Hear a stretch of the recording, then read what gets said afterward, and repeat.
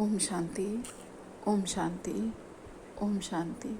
हम सभी अपने आत्मिक स्वरूप में स्थित होकर बहुत ही ध्यान से और एकाग्रता से अपने परमपिता परमात्मा के महावाक्यों को सुनेंगे और स्वयं में धारण करेंगे। ओम शांति। आज 30 जुलाई 2024 की बाबा की साकार वाणी है। बाबा कहते हैं, मीठे बच्चे, दुख हरता सुख करता एक बाप है, वही तुम्हारे सब दुख दूर करते हैं। मनुष्य किसी के दुख दूर नहीं कर सकते। आज का प्रश्न है, विश्व में अशांति का कारण क्या है? शांति स्थापन कैसे होगी? उत्तर में बाबा कहते हैं, विश्व में अशांति का कारण है अनेकानेक धर्म। कलयुग के अंत में जब अनेकता है तब अशांति है। बाप आकर एक सत धर्म की स्थापना करते हैं, वहाँ शांति हो जाती है। तुम समझ सकते हो कि इन लक्ष्मी नारायण के राज्य में शांति थी। पवित्र धर्म, पवित्र कर्म था। कल्याणकारी बाप फिर से वह नई दुनिया बना रहे हैं, इसमें अशांति का नाम नहीं। बाबा कहते हैं, विश्व में अशांति का कारण क्या है और शांति कैसे हम स्थापन कर सकते हैं? तो बाबा कहते हैं, यह जो अनेकानेक धर्म है यही अशांति के कारण है। हम सब एक दूसरे के धर्म को नीचा दिखाने में लगे रहते हैं, यही एक बहुत बड़ा अशांति का कारण है। बाबा कहते हैं, कलयुग के अंत में जब अनेकता, जब और धर्म वाले आते हैं तब अशांति हो जाती है और बाबा आकर एक सत धर्म की स्थापना करते हैं। जब बाबा आते हैं तो सिर्फ एक ही देवी देवता धर्म की स्थापना होती है और शांति हो जाती है। बाबा कहते हैं, हम समझ सकते हैं बाबा के ज्ञान से कि सतयुग में लक्ष्मी नारायण के राज्य में शांति ही शांति थी। पवित्र धर्म भी था तो पवित्र कर्म भी थे। सभी लोग जो भी कर्म करते थे वह संपूर्ण पवित्र रहता था। बाबा फिर से, हमारे कल्याणकारी बाबा, नई दुनिया बना रहे हैं जहाँ पे अशांति का नामो निशान नहीं होगा। ओम शांति। रूहानी बाप बैठ रूहानी बच्चों को समझाते हैं। रूहानी बाप को ही ज्ञान का सागर कहा जाता है। यह तो बच्चों को समझाया है। बॉम्बे में भी बहुत सोशल वर्कर्स हैं, उनकी मीटिंग्स होती रहती है। बॉम्बे में खास जहाँ मीटिंग करते हैं उसका नाम है भारतीय विद्या भवन। अब विद्या होती है दो प्रकार की। एक है जिस्मानी विद्या जो उस स्कूल कॉलेजों में दी जाती है, अब उसको विद्या भवन कहते हैं। ज़रूर वहाँ कोई दूसरी चीज़ है। अब विद्या किसको कहते हैं यह तो मनुष्य जानते ही नहीं। यह तो रूहानी विद्या भवन होना चाहिए। विद्या ज्ञान को कहा जाता है। परमपिता परमात्मा ही ज्ञान के सागर हैं। श्री कृष्ण को ज्ञान का सागर नहीं कहेंगे। शिव बाबा की महिमा अलग तो श्री कृष्ण की महिमा अलग है। भारतवासी मूंझ पड़ते हैं, गीता का भगवान श्री कृष्ण को समझ बैठे हैं तो गीता भवन आदि खोलते रहते हैं, समझते कुछ भी नहीं। विद्या है गीता का ज्ञान, वह ज्ञान तो है ही एक बाप में जिसको ज्ञान का सागर कहा जाता है। गीता का ज्ञान हमारे बाबा में है, उन्हीं को ज्ञान का सागर कहा जाता है, जिसे मनुष्य मात्र जानते भी नहीं है। भारतवासियों का धर्म शास्त्र वास्तव में है ही एक सर्वशास्त्रमयी शिरोमणि भगवत गीता। अब भगवान किसको कहा जाए वह भी इस समय भारतवासी समझते नहीं।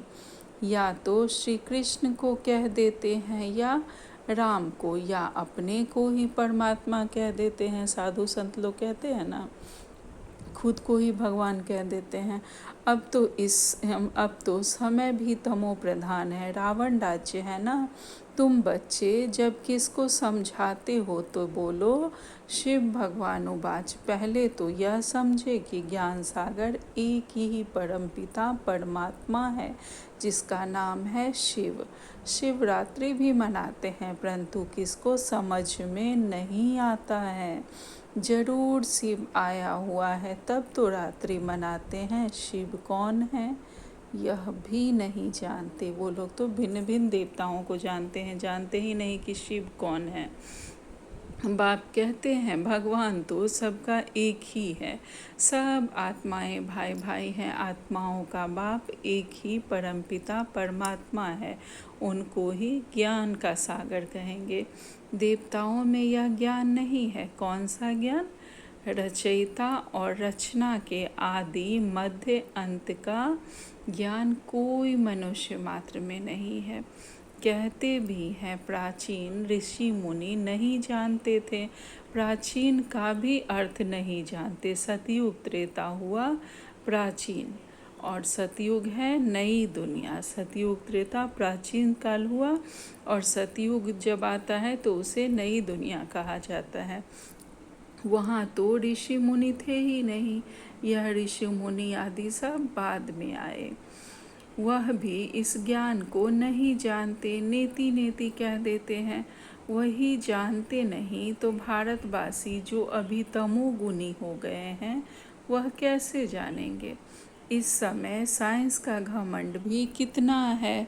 इस साइंस द्वारा समझते हैं भारत स्वर्ग बन गया है। इसको माया का पॉम्प कहा जाता है।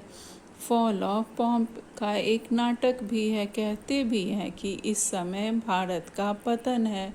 सतयुग में उत्थान है और अब पतन है।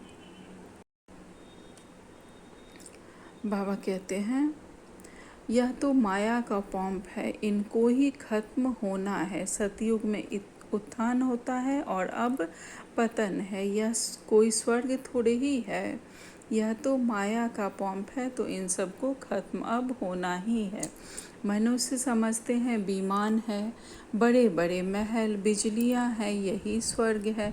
कोई मरता है तो कहते स्वर्गवासी हुआ। इससे भी समझते नहीं कि स्वर्ग गया तो जरूर स्वर्ग कोई और है ना। यह तो रावण का पॉम्प है। बेहद का बाप स्वर्ग की स्थापना कर रहे हैं। इस समय है चटा बेटी माया और ईश्वर की स्थापना।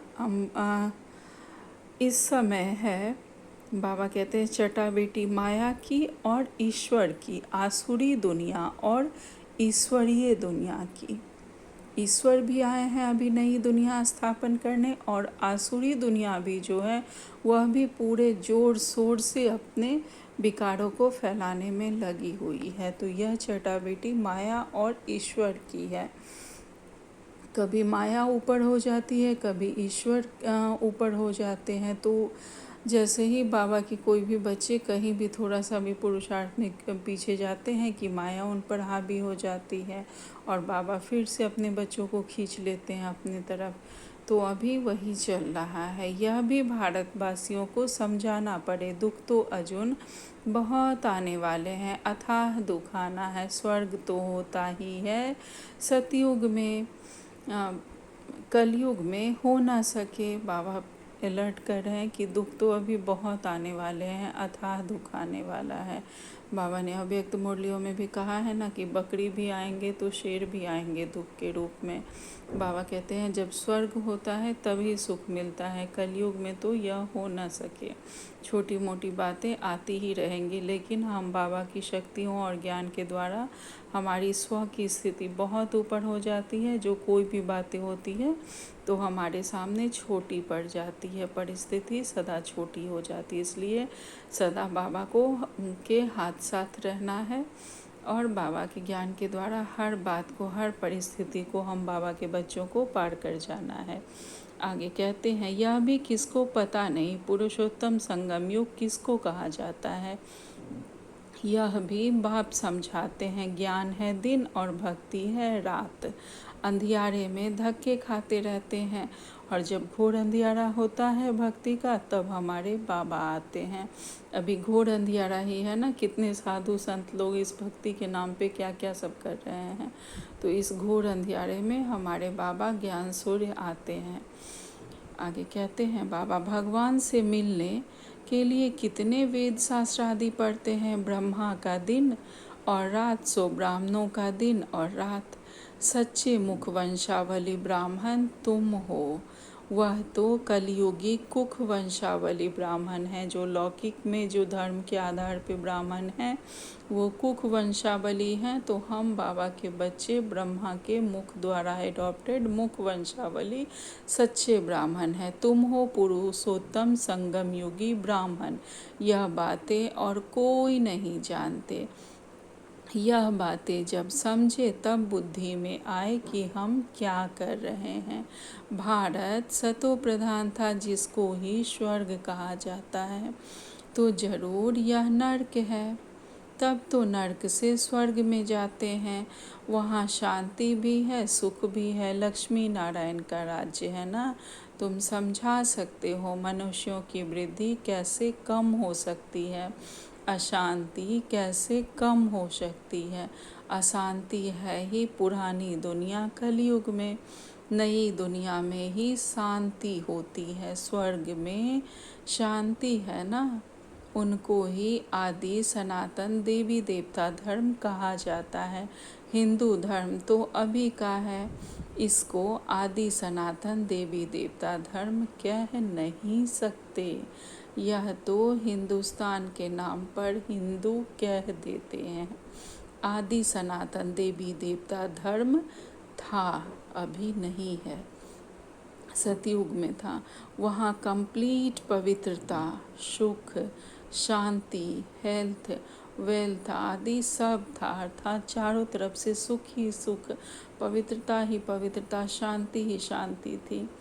बाबा कहते हैं अभी पुकारते हैं हम पतित हैं, हे पतित पावन आओ। अब प्रश्न है पतित पावन कौन?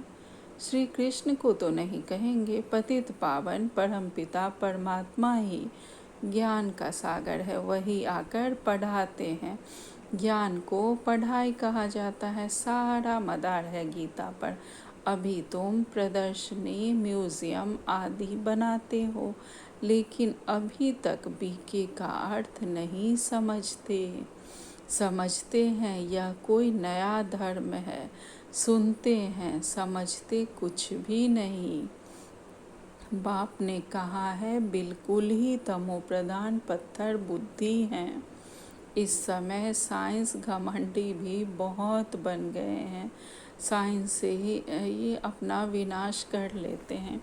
बाबा कहते हैं अभी कितने पत्थर बुद्धि बन गए हैं। भले ज्ञान सुनते हैं लेकिन समझते कुछ भी नहीं। बीके का अर्थ भी नहीं समझते हैं कि क्या है। अर्थात ब्रह्मा कुमार कुमारियाँ जो ब्रह्मा मुख द्वारा एडॉप्टेड हैं।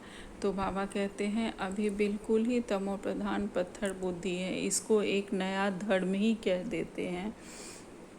तो बाबा कहते हैं बॉम्ब्स आदि बनाते हैं अपने विनाश के लिए, ऐसे नहीं शंकर कोई विनाश करता है, नहीं। इन्होंने अपने विनाश के लिए सब बनाया है। जो भी हथियार बॉम्ब्स बने हैं उसके द्वारा स्वयं ही अपना विनाश करेंगे। ऐसा नहीं कि शंकर कोई विनाश करते हैं। बाबा कहते हैं परंतु तमो प्रधान पत्थर बुद्धि समझते नहीं हैं। जो कुछ बनाते हैं इस पुरानी सृष्टि के विनाश के लिए। विनाश हो तब तो नई दुनिया की जय जयकार हो। वह तो समझते हैं स्त्रियों के दुख कैसे दूर करे, परंतु मनुष्य थोड़े ही किसका दुख दूर कर सकते हैं। दुख हरता सुख करता तो एक ही बाप है। देवताओं को भी नहीं कहेंगे, श्री कृष्ण भी देवता हो गया, भगवान नहीं कह सकते। यह भी समझते नहीं। जो समझते हैं वह ब्राह्मण बन औरों को भी समझाते रहते हैं। जो राज्य पद के अथवा आदि सनातन देवी देवता धर्म के हैं वह निकल आते हैं। जो बाबा के बच्चे कहीं भी होते हैं वह निकल ही आते हैं। किसी के द्वारा उन्हें ज्ञान मिल जाता है और बाबा के बच्चे बन जाते हैं। वह खुद भी बाबा के ज्ञान को समझते हैं और दूसरों को भी समझाते रहते हैं। बाबा कहते हैं लक्ष्मी नारायण स्वर्ग के मालिक कैसे बने, क्या कर्म किया जो विश्व के मालिक बने। इस समय कलयुग अंत में अनेकानेक धर्म हैं तो अशांति है। नई दुनिया में ऐसे थोड़े ही होता है। अभी यह है संगम युग, जबकि बाप आकर राजयोग सिखलाते हैं। बाप ही कर्म अकर्म विकर्म की नॉलेज सुनाते हैं। आत्मा शरीर लेकर कर्म करने आती है। सतयुग में जो कर्म करते हैं वह अकर्म हो जाता है, वहाँ विकर्म नहीं होते। सतयुग में हम जो भी कर्म करेंगे इस शरीर के द्वारा वह अकर्म हो जाएगा, अर्थात हम जो भी कर्म करें हमें सुख ही सुख मिलने वाला है। वहाँ किसी भी तरह की दुख तकलीफ़ की बात नहीं। लेकिन यहाँ हम कुछ भी करते हैं तो वह विकर्म ही बन जाता है। हम अच्छे के लिए सोच के किसी को दान पुण्य करते हैं, किसी को सहायता करते हैं, लेकिन पता नहीं उसके द्वारा कहाँ क्या हमारा विकर्म हो जाए। हम किसी को 1 रुपया भी दान करते हैं, हो सकता है वो जाके कुछ गलत चीज़ खाए पिए किसी का नुकसान करे। तो यहाँ हम जो भी करें वह सब विकर्म बन रहे हैं, और वहाँ जो भी हम करेंगे वो सारे अकर्म हो जाते हैं। बाबा कहते हैं दुख होता ही नहीं, कर्म अकर्म विकर्म की गति बाप आकर अंत में सुनाते हैं। मैं इनके बहुत जन्मों के अंत के भी अंत में आता हूँ, इस रथ में प्रवेश करता हूँ। अकाल मूर्त आत्मा का यह रथ है। सिर्फ एक अमृतसर में नहीं, सभी मनुष्यों का अकाल तख्त है। अकाल तख्त अर्थात हमारी भ्रिकुटी, जहाँ पे आत्मा विराजमान है। आत्मा अकाल मूर्त है, यह शरीर बोलता चलता है। अकाल आत्मा का यह चैतन्य तख्त है, यह जीता जागता तख्त है अकाल आत्मा का, हमारी भ्रिकुटी। अकाल मूर्त तो सभी हैं, बाकी शरीर को काल खा जाता है। आत्मा तो अकाल है, तख्त तो खल्लास कर देते हैं। सतयुग में तख्त कोई बहुत थोड़े होते हैं। इस समय करोड़ों आत्माओं के तख्त हैं, अर्थात वहाँ पे बहुत कम रहेंगी आबादी। बाबा कहते हैं इस समय करोड़ों आत्माओं के तख्त हैं। अकाल आत्मा को कहा जाता है। आत्मा ही तमो प्रधान से सतो प्रधान बनती है। मैं तो एवर सतो प्रधान पवित्र हूँ। भल कहते हैं प्राचीन भारत का योग, परंतु वह भी समझते हैं श्री कृष्ण ने सिखाया था। गीता को ही खंडन कर दिया है। जीवन कहानी में नाम बदल दिया, बाप के बदले बच्चे का नाम डाल दिया। शिवरात्रि मनाते हैं, परंतु वह कैसे आते हैं यह नहीं जानते। शिव है ही परम आत्मा, उनकी महिमा बिल्कुल अलग है, आत्माओं की महिमा अलग है। बच्चों को यह पता है राधे कृष्ण ही लक्ष्मी नारायण है। लक्ष्मी नारायण के 2 रूप को ही विष्णु कहा जाता है, फर्क तो है नहीं। बाकी 4 भुजा वाला 8 भुजा वाला मनुष्य नहीं होता। बाबा कहते हैं किसी मनुष्य की 4 भुजाएं या 8 भुजाएं नहीं होती है। जो अष्टभुजाधारी कहा जाता है दुर्गा माँ को, या 4 भुजा कहा जाता है लक्ष्मी नारायण को, तो ऐसा किसी का नहीं होता।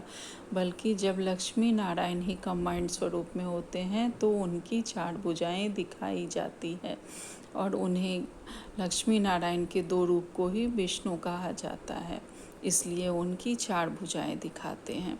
बाबा कहते हैं देवियों आदि को कितनी भुजाएं दे दी हैं, समझाने में समय लगता है। ज्ञान की बातों को सबको सिंबॉलिक बना दिया गया है भक्ति में। बाप कहते हैं मैं हूँ ही गरीब निवाज। मैं आता भी तब हूँ जब भारत गरीब बन जाता है, राहु का ग्रहण बैठ जाता है। बृहस्पति की दशा थी, अब राहु का ग्रहण भारत में तो क्या सारे वर्ल्ड में है। इसलिए बाप फिर भारत में आते हैं और आकर नई दुनिया स्थापन करते हैं, जिसको स्वर्ग कहा जाता है। भगवान उवाच मैं तुमको राजाओं का राजा डबल सिरताज स्वर्ग का मालिक बनाता हूँ। 5000 वर्ष हुआ जबकि आदि सनातन देवी देवता धर्म था, अभी वह है नहीं। तमो प्रधान हो गए हैं, बाप खुद ही अपना अर्थात रचयिता और रचना का परिचय देते हैं। तुम्हारे पास प्रदर्शनी म्यूज़ियम में इतने आते हैं, समझते थोड़े ही हैं। कोई बिरले समझकर कोर्स करते हैं, रचयिता और रचना को जानते हैं। बाबा कहते हैं इतनी प्रदर्शनी म्यूज़ियम में इतने लोग आते हैं लेकिन सब नहीं समझते। शायद ही कोई बिरले होते हैं जो समझकर और फिर बाबा का कोर्स करते हैं। कहते हैं ना, कोटों में कोई में कोई बाबा के बच्चे बनते हैं, बाबा उन्हें चुनकर अपना बनाते हैं। तो बाबा कहते हैं रचयिता और रचना को जानते हैं। रचता है बेहद का बाप और रचना हम बाबा के बच्चे हैं। उनसे बेहद का वर्षा मिलता है। यह नॉलेज बाप ही देते हैं। फिर रजाई मिल जाती है तो वहाँ नॉलेज की दरकार ही नहीं। सदगति कहा जाता है नई दुनिया स्वर्ग को, दुर्गति कहा जाता है पुरानी दुनिया नर्क को। बाप समझाते तो बहुत अच्छी तरह से हैं, बच्चों को भी ऐसे समझाना है।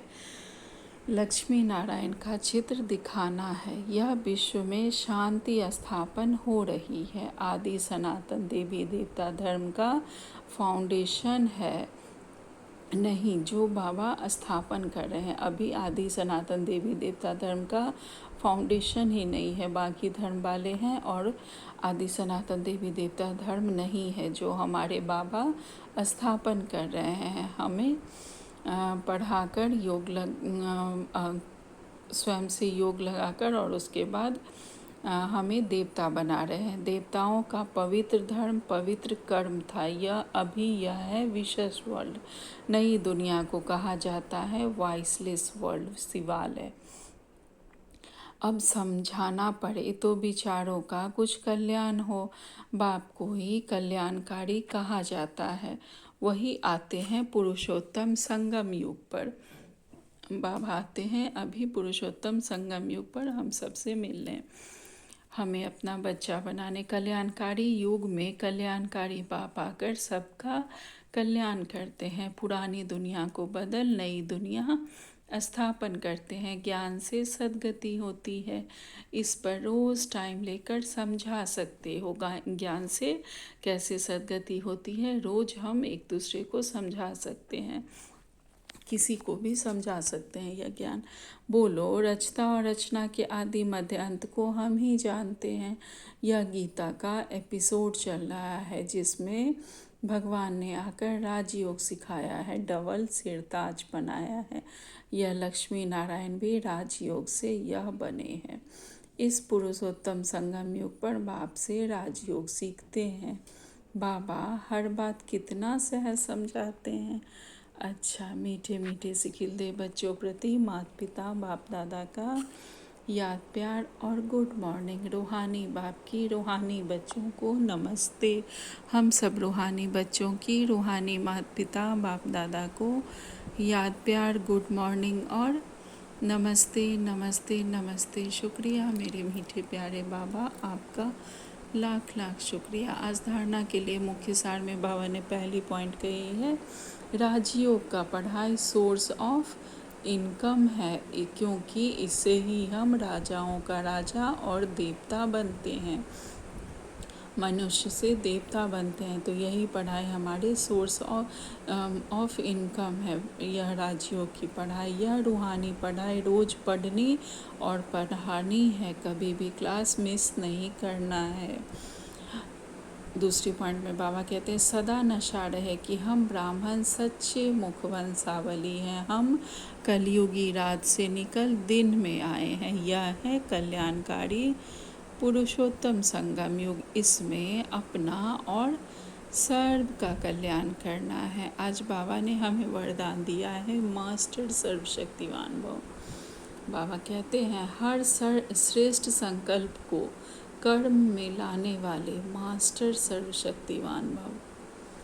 हम बाबा के बच्चे अपने हर श्रेष्ठ और शुभ संकल्प को कर्म में लाने वाले मास्टर सर्वशक्तिवान बच्चे हैं। मास्टर सर्वशक्तिवान माना संकल्प और कर्म समान हो, हमारे संकल्प भी शुभ हों, श्रेष्ठ हों, और कर्म भी शुभ और श्रेष्ठ हो, कल्याणकारी हो।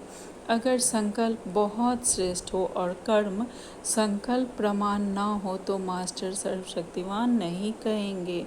तो चेक करो, जो श्रेष्ठ संकल्प करते हो वो कर्म तक आते हैं या नहीं। मास्टर सर्वशक्तिवान की निशानी है कि जो जिस समय आवश्यकता हो वो शक्ति कार्य में आए। हमारी जो आठों शक्तियाँ हैं, तो जब जिस शक्ति की ज़रूरत पड़े वो शक्ति कार्य में आए। तो बाबा कहते हैं स्थूल और सूक्ष्म सब शक्तियाँ इतना कंट्रोल में हो, जो जिस समय जिस शक्ति की आवश्यकता हो उसे काम में लगा सके। आज बाबा ने स्लोगन में कहा है, ज्ञानी तू आत्मा बच्चों में क्रोध है तो बाप के नाम की ग्लानि होती है। बाबा के जो बच्चे हैं, जो ज्ञानी तो आत्मा बच्चे हैं, अगर उसमें यह विकार के गुण हैं, अगर हम क्रोध करते हैं तो इसका मतलब हम अपने बाबा की ग्लानि करते हैं। क्योंकि बाबा ने हमें सबसे पहले पवित्र होने का वरदान दिया है। जब बाबा के बच्चे बने तो हमें पांचों विकारों से, काम, क्रोध, लोभ, मोह, अहंकार, सबसे मुक्त रहने का वरदान मिला है। तो क्रोध दूसरे नंबर का है, इससे भी हमें बिल्कुल मुक्त रहना है, नहीं तो हम अपने बाबा की ग्लानि करेंगे। आज का अव्यक्त इशारे हैं 30 तारीख का। बाप दादा सदा श्रीमत देते हैं कि मन में हर आत्मा के प्रति शुभ भावना और शुभ कामना रखो। अपकारी पर भी उपकार की वृत्ति रखो। संकल्प सदा सर्व के प्रति श्रेष्ठ हो, निस्वार्थ हो, सदा दातापन की भावना हो, सदा स्व परिवर्तन अर्थात स्व के श्रेष्ठ कर्मों द्वारा औरों को श्रेष्ठ कर्म करने की प्रेरणा देने वाले हमारे कर्म हो, तभी हम कहे जाएंगे परोपकारी बाबा के परोपकारी बच्चे, रहमदिल बच्चे। अच्छा, ओम शांति, ओम शांति, ओम शांति। शुक्रिया।